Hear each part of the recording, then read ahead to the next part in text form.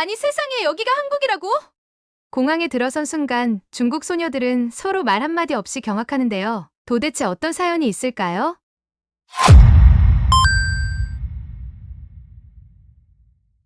비행기 안에서 까르륵거리며 웃던 중국인 소녀들이 한꺼번에 내립니다. 수많은 소녀들은 한국에 대해서 어떤 이야기를 나누고 있는데요. 이야기를 나누는 대부분은 한국이 일본의 식민지였던 후진 나라라는 안 좋은 이야기인 듯합니다. 안녕하세요. 저는 중국인 리우엔이라고 합니다. 저는 중국에서도 최고라고 손꼽히는 고등학교에 다니고 있었습니다. 아버지가 좀 높은 직급의 간부 중 하나거든요. 지금은 그만두시고 가족 전체가 캐나다로 이민을 오기는 했습니다. 그래서 캐나다인이라고 하는 것이 맞긴 하지만 그 자세한 내용은 생략하겠습니다. 저는 중국에 살던 당시 어린 시절부터 중국이 최고라는 생각을 가지고 있었는데요. 이유는 정말 간단합니다. 여러분이 생각하는 대로 중국은 자국이 최고라는 생각을 할 수밖에 없는 체계인데요. 인터넷 같은 경우도 관리할 정도라서 다른 나라에 대한 소식을 쉽게 알 수 있는 방법이 없습니다. 물론 어떻게든 보는 경우도 있긴 합니다만 그렇게 추천하고 싶은 방법은 아니죠. 그래서 그런지 저 또한 중국이 최고라는 생각을 가질 수밖에 없었습니다. 특히 아시아에서는 유독 말이죠. 일본은 이미지 메이킹을 잘 형성하기도 했고 중국처럼 선진국이라는 생각을 가지고는 있었습니다. 하지만 한국이라면 이야기가 달라지긴 했죠. 한국보다는 확실히 일본이나 중국이 선진국이라고 생각했거든요. 그러다 보니 학교에서 수학여행을 가게 되었을 때 일본으로 가자는 의견이 많았습니다. 원래는 중국 안으로 수학여행을 가는 경우가 많았지만 그 당시에 제가 다니는 학교는 외국으로 가자는 의견이 더 강했거든요. 제 주변 친구들은 일본으로 간다는 쪽으로 기울어져 있었는데 일본의 지진이 발생되는 시점이라 학교는 안정상의 문제로 일본을 대신해서 한국으로 가겠다고 결정해서 통지가 내려왔더군요. 말도 안 된다고 생각했지만 이미 확정이 난 사항을 학생인 저희가 바꿀 수는 없었죠. 제 친구들 외에 대다수의 학생들도 그렇고 선생님들조차 한국으로 가자고 했다더군요. 제 주변에 한국으로 가고 싶어 한 친구들에게 이유를 물어봤더니 한국 드라마를 봐서라고 했습니다. 그런 이유라니 이해가 안 갔죠. 한국에서 제일 좋은 면들만 드라마로 만들어서 방영해 준 것일 텐데 그 장면들을 진실로 받아들이는 것은 정말 잘못된 일이라고 생각했죠. 한국은 후진국인데 굳이 후진국으로 가는 곳에 돈을 낭비하고 싶지는 않았어요. 하지만 수학여행을 가지 않는다는 것은 아쉬웠기에 친구들과 함께하는 것으로 만족하기로 했죠. 저는 싫지만 그래도 친구들과 함께라면 나쁘지 않을지도 모를 일이죠. 그렇게 수학여행을 가는 당일이 되었습니다. 그래도 여행이라서 그런지 친구들과 저는 꽤 흥분한 상태였어요. 심지어 창문가에 누가 앉을지를 가지고 가위바위보를 하면서 장난을 치기도 했거든요. 아쉽게도 저는 복도 쪽에 자리 잡았는데 승무원이 엄청 친절했습니다. 당연히 중국인이라고 생각한 승무원이 한국어도 수준급으로 하더군요. 굳이 한국어를 배워야 하는 중국인 승무원이 안쓰럽다고 생각했죠. 솔직히 그렇게 많이 쓰지도 못할 것이라고 생각했거든요. 나중에서야 한국어를 할 줄 아는 친구를 통해서 알게 된 사실은 그 승무원이 한국인 승무원이라는 사실이었죠. 발음 자체가 좋아서 저는 중국인이라고 생각했는데 말이죠. 한국의 비행기가 착륙하고 승객들이 빠져나갈 때 짐칸에 두었던 제 가방을 꺼내려고 했는데 잘 꺼내지지 않았습니다. 그때 누군가 손을 뻗어 제 가방을 꺼내더군요. 순간 훔쳐간다고 생각해서 제가 그의 팔을 움켜잡았습니다. 그러자 그는 한국어로 잠깐 뭐라고 하다가 그 가방을 건네주었습니다. 아무렇지도 않게 가방을 훔치려고 해놓고선 내가 화를 내자 승무원이 오더니 무슨 일인지 물었죠. 제 가방을 훔쳐가려 했다고 하자 승무원이 그 남자와 뭔가 이야기를 하더군요. 그는 인상을 찌푸린 채 대답했고 승무원은 고개를 끄덕였습니다. 그는 제가 너무 힘들어 보여서 가방을 꺼내준 것뿐이라고 했다더군요. 하지만 저는 믿지 못하고 인상을 찌푸렸죠. 그 남자는 당연히 도와줬다고 말을 하겠죠. 설마 당당히 훔치려고 했다고 말했겠어요? 지금 생각해보면 단순한 호의도 받아들이지 못할 정도로 한국을 무시했던 것 같아요. 담당 선생님도 잃어버리지 않았으니 되었다며 넘어가라고 했습니다. 친구들과 투덜대며 입국 심사대로 가게 되었죠. 입국 심사를 하는데 생각보다 엄청 빠르더군요. 그때는 사실 다른 나라도 다 그런 줄 알았어요. 하지만 지금이 되어서야 당당하게 말할 수 있겠네요. 한국 입국 심사 속도는 다른 나라가 따라잡을 수 없습니다. 더군다나 얼마나 꼼꼼히 수색했는지 몰라요. 제가 모르고 중국에서 챙겨왔던 육포도 버려야만 했거든요. 원래 다른 나라의 육포 종류는 전부 폐기하는 것이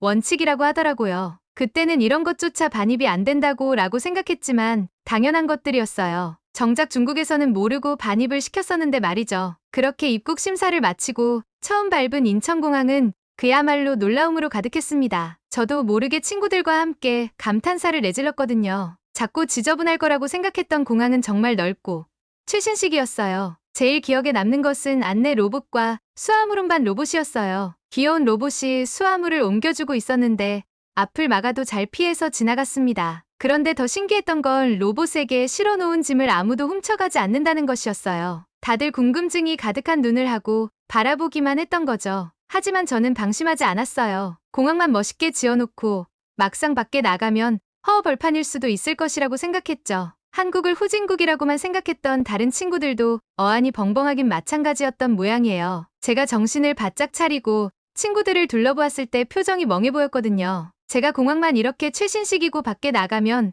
허허벌판일지도 모른다는 소리에 친구들도 그럴 수 있겠다면서 표정을 고치더군요. 저는 중국인으로서의 품위를 지키고 싶었어요. 그리고 저희를 위한 버스를 타고 나서야 바깥의 풍경이 들어오더군요. 수많은 차들이 다닐 수 있는 널찍한 도로는 저를 당황시키기에는 충분했죠. 사실 한국의 자동차가 그렇게 많을 것이라고 예상하지는 못했어요. 더군다나 외제차들도 눈에 띄더군요. 한국인들은 월급이 별로 없어서 그런 차는 살 수 없다고 생각했는데 말이죠. 뭔가 제가 생각했던 것들과는 다른 모습에 깜짝 놀랐습니다. 그러다 저희는 점심을 한 가게에서 먹게 되었는데요. 불고기라는 음식을 하는 곳이었습니다. 저희는 먹으면서 중국의 음식이랑 비슷하면서도 다른 느낌이라 신기했습니다. 한국의 음식들은 향신료 맛이 전혀 느껴지지 않았죠. 한국에 오기 전부터 배탈이 났던 저는 식사를 마치고 잠시 화장실로 향했습니다. 일반 식당 화장실인데도 비데가 설치되어 있고 수도꼭지도에서 물도 자동으로 나오고 손을 말리는 핸드드라이기도 있더라고요. 한참을 이리저리 보다가 친구들에게 알려주려고 화장실을 딱 나왔는데 어머! 버스가 출발을 했어요. 그제서야 핸드폰을 확인하니 선생님과 친구들의 부재중 전화가 와 있더라고요. 당황하여 어찌할 바를 모르다가 선생님께 다시 연락을 드렸더니 택시를 타고 다음 행선지인 경복궁에서 만나자고 하시더군요. 택시를 어떻게 타야 하나 고민하며 식당을 나왔는데 한 차량이 제 앞에 섰습니다. 처음 보는 사람이 한국어로 저에게 뭐라고 이야기를 했는데 못 알아듣겠더군요. 저를 가만히 바라보시더니 핸드폰에 있는 통역 어플을 켜서 서툰 중국어를 시작하셨습니다. 저는 어디로 팔려가는 것은 아닐까 싶어 경계를 했는데요. 그녀는 자신이 아까 식당에서 저희 상황을 눈여겨보고 있었다며 친절하게 자신이 데려다 주겠다고 했어요. 다행히 그녀의 행선지가 경복궁 근처라고 하셨어요. 누군지도 모르는 사람의 차를 타는 것은 좋은 일은 아니지만 그녀 옆 보조석에 딸아이도 같이 타고 있어서 상냥한 가족의 느낌이라 좀 안심하며 차에 타게 되었습니다. 모르는 낯선 아저씨가 모는 택시보다는 좀 더 믿음이 가더라고요. 저를 왜 도와주냐는 말에 본인도 예전에 다른 나라에 여행을 간 적이 있는데 그때 도움을 받은 은혜를 나에게 갚는 것이라고 하더군요. 타인의 은혜를 나에게 갚는다. 그 말은 지금도 잊을 수 없습니다. 저는 결국 그 여성분의 도움으로 선생님과 합류할 수 있었습니다. 얼마나 안심이 되던 일이던지요. 한국인들은 중국인을 혐오하고 싫어할 것이라고 생각했는데 전혀 그렇지 않다는 것을 깨닫게 되는 순간이었어요. 심지어 그녀는 즐거운 한국 여행이 되라는 말을 해주고는 떠났습니다. 정말 그 기억이 생생해요. 그 여성분의 미소까지 생각나거든요. 아, 그녀의 아이가 준 OS라는 초코빵도요. 한 가지 더 기억에 남는 일은 수학여행의 마지막 날에 있었습니다. 마지막이니 잠깐의 자유 시간을 주셨었는데요. 저와 친구들은 한국에서 기념품을 사고 싶어서 가게들을 돌아다니고 있었어요. 그러다 한 매장에서 중국어로 훔쳐가지 마시오 라고 써 있었던 것을 발견했습니다. 저와 친구들은 그 문장을 보고 얼마나 화가 났는지 몰라요. 일본어나 한국어로도 적혀 있지 않고 오직 중국어로만 안내 문구가 되어 있었죠. 저는 중국인을 어떻게 보는 건가 싶어서 사장님에게 다가가 따지려고 했습니다. 한국어로 번역해서 따지려고 핸드폰을 뒤져서 준비하는데 사장님이 중국어로 말을 거는 거 아니겠어요? 한국 사장일 줄 알았는데 당황스럽게도 그 사장님이 중국인이었다는 것이에요. 그러면서 중국인 관광객들만 항상 훔쳐가서 중국말로만 그렇게 붙여놓은 것이라고 했습니다. 저는 황당해서 그 사람이 중국인인지 어떻게 아냐고 묻자 그 일행이 중국어로만 이야기를 했고 심지어 자신의 눈앞에서 훔쳐가기까지 했다고 하더군요. 당황스러움에 그래도 중국인 손님 덕분에 가게가 운영되는 거 아니냐고 물었지만 그는 고개를 저었을 뿐이었습니다. 중국인들은 진상만 부렸다는 이야기를 할 뿐이었죠. 같은 중국인인데 나눠줄 수도 있지 않냐는 말에 자신은 그럼 장사하지 말라는 거냐며 저에게 나가라고 했습니다. 그 말을 듣고 저는 더 이상 아무 말도 할 수 없었어요. 함께 있던 친구들도 그만 따지라고 말려서 툴레툴레 가게를 나오는 수밖에 없었죠. 사장님은 가게를 나가는 저에게 자신도 중국인이지만 항상 중국이 옳지만은 않다는 이야기를 해주셨어요. 저는 그 기억을 마지막으로 중국에 돌아갔습니다. 수학여행은 저희 한국에 대한 생각을 완전히 바꿔준 계기가 되었어요. 솔직히 한국을 후진국이라고 불렀던 저희 자만심을 다시 생각하게 되었거든요. 그 후 오히려 중국에 가서 한국을 후진국으로 부르는 사람이 있다면 최근에 한국에 간 적이 있냐고 물을 정도로 생각이 바뀌었습니다. 현재는 캐나다에서 살고 있지만 언젠가 한국으로 다시 여행 가고 싶어요. 다시 여행을 가게 된다면 스폰지 같은 눈으로 한국을 잘 경험할 수 있을 것 같습니다. 그날의 기억이 저희 시야를 넓혀준 좋은 기폭제가 되었거든요. 그날 저에게 좋은 기억을 주신 한국인 분들께 고개 숙여 감사함을 표합니다. 오늘의 이야기는 어떠셨나요? 리우엔양에게 응원의 댓글을 아래에 남겨주세요. 구독과 좋아요를 눌러주시면 전 세계 다양한 이야기 들으실 수 있습니다. 전 세계 100가지 다양한 이야기 월드백